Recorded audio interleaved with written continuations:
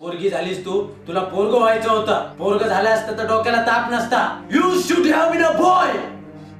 Ruth is not a boy, and her parents hated her for it. Like every other girl in South Asia, she won't carry on her family name. She won't be able to provide enough income for her parents. She could cost them enough marriage dowry to sink them in debt. But Ruth's circumstances were even worse than most girls. Before Ruth was born, her parents already had 3 daughters. They were so desperate for a son that they sold one of their fields and gave the money to a priest, asking him to pray to his gods so they could have a baby boy. When Ruth's mother conceived, the parents were thrilled. They were sure the baby would be a boy. But when the baby was born, it was not a boy. It was Ruth. My father, he became so angry and he said that I don't want this girl. If it is possible, you kill her, otherwise you go away from my home. He put Ruth to work at 5 years old. Her childhood was spent working on her parents' fields. They didn't give her enough to eat, and they rarely bought her clothes. Their hatred was all she knew. Slowly, she mustered up the courage to ask her parents why they abused her. You should have been a boy. After that night, her father wouldn't talk to her. He didn't even want to look at her anymore. Then, and since that time, some sisters were also coming in our home. And when they saw me, when they look at my life, they ask me, why do you don't have clothes? I don't have any answer to give them. By seeing their love, I become so closer to them. Then they started to call me. They said that you come in our church.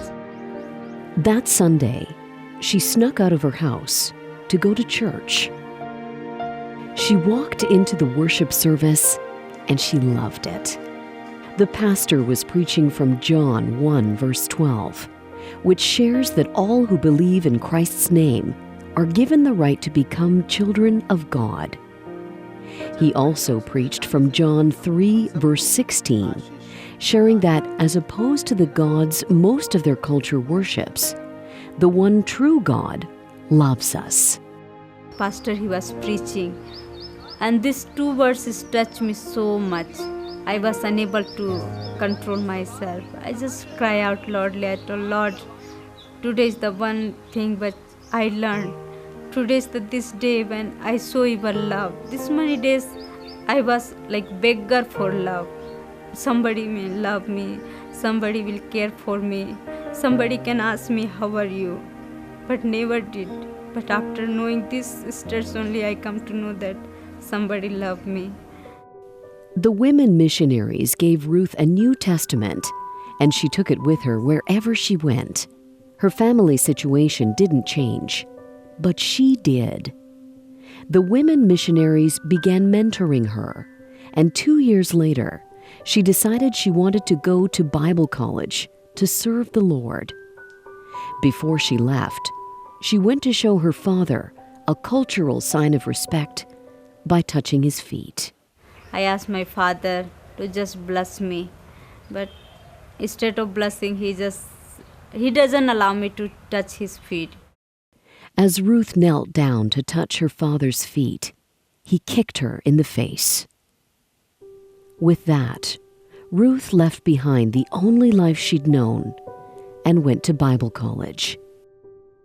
The whole time she was studying, Ruth maintained contact with the pastor and missionaries in her home village. When she graduated from Bible college, she got another call from them. Then my pastor, he said, you come back home. Then I said, no, I will not come back because my father is unkind to me. But the pastor said something Ruth didn't expect. Your father is following Jesus now. He's asking how you are doing. So Ruth went home. It had been 3 years since she had seen her father. As the bus pulled up to the stop, she saw him again, and she didn't know how to feel. As she came off the bus, she again knelt down to touch her father's feet. This time, instead of kicking her, her father took her by the hands, lifted her up, and for the first time in her life, he hugged her. That was the very precious day for me. I feel like heaven has come down. And after that day onwards, my father, I never seen him any more angry with me. Ruth spent a few weeks with her family, then joined a women's team, just like the one that had first brought her hope. She went from village to village, sharing the love of God with downtrodden women. Everywhere she went, she shared her testimony. 8 months later, she got a call asking her to return to the Bible college to oversee the girls' dormitory. If those first women missionaries hadn't come to her village, she doesn't know where she would be today. But because they did, she can now bring hope to thousands of other women across South Asia. And the same thing I want to see in coming days. Many sister may raise for the God's ministry. Many sister may raise who will say that, yeah, I will go, I will do. Let many sisters become up. And then we may make a new history for the world and for Christ.